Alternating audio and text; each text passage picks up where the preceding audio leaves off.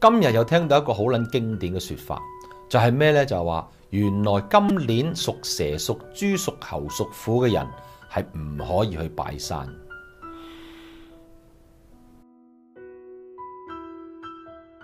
當然啦，呢個咁嘅問法呢，係啲朋友問啦，答朋友問，咁啊俾咗個 list 我，一睇呢幾個生肖，咪今年犯太歲嘅生肖咯。犯太歲有唔可以拜山嘅説法，我第一次聽。咁首先一樣嘢就係咧，我哋犯太歲會有啲咩問題？即係其實犯太歲今年代表嗰個人相對會多問題啦，咁樣。咁本身個人個多問題唔係一定嚇，即係話相對機會會比較多嘅問題嘅時間。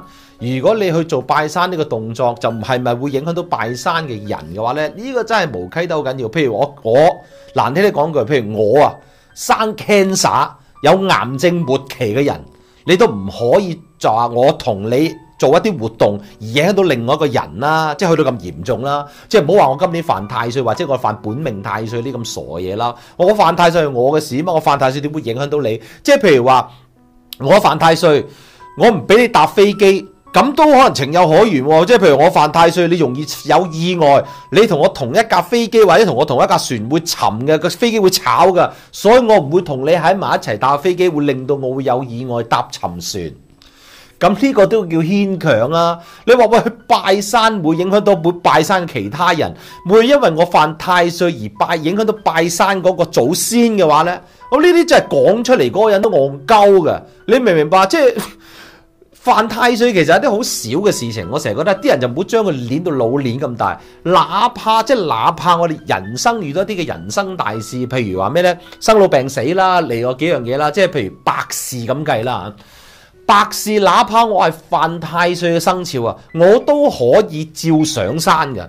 即係話譬如有時大殮嘅時間蓋棺屬乜屬乜屬豬屬羊屬猴嘅人，麻煩請迴避咁樣。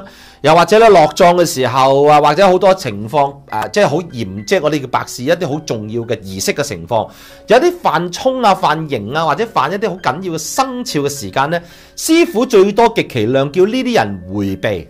咩迴避呢？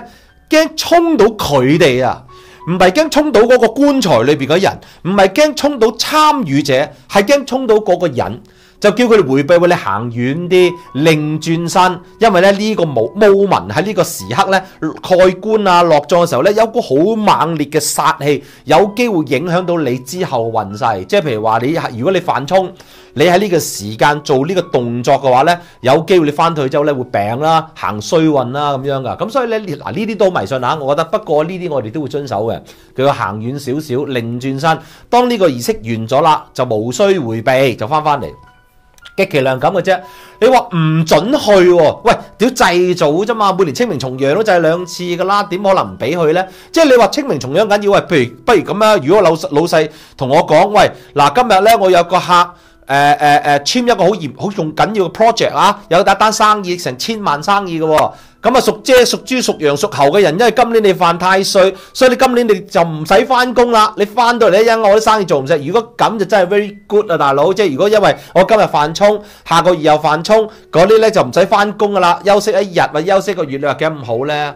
梗係唔會啦，因為你戇鳩嘅做法嚟噶嘛，傻嘅咩？即係而家去到咩太空火箭都上到去啦，太空人我哋已經中國有個即係我哋神舟號喺上面已經咧有個天宮，我哋有太空人喺上面住緊噶啦，大佬，唔好搞呢啲嘢啦。犯太歲唔可以去拜山，記得啦，即係唔好再聽呢啲所謂嘅謠言，講出嚟嗰個都傻噶，你明唔明白啊？即係總之你去拜山，如果你係孝賢子孫，無論你係跛嘅，你生 cancer 你都可以去噶，係唔會因為你嘅生肖而係冇得去拜山噶。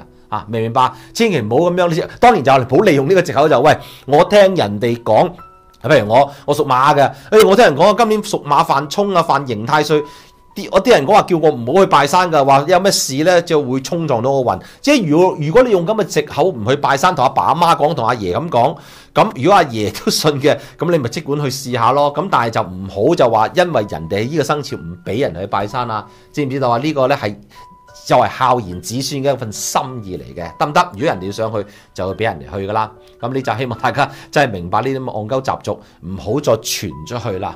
呢集講到呢度，拜拜。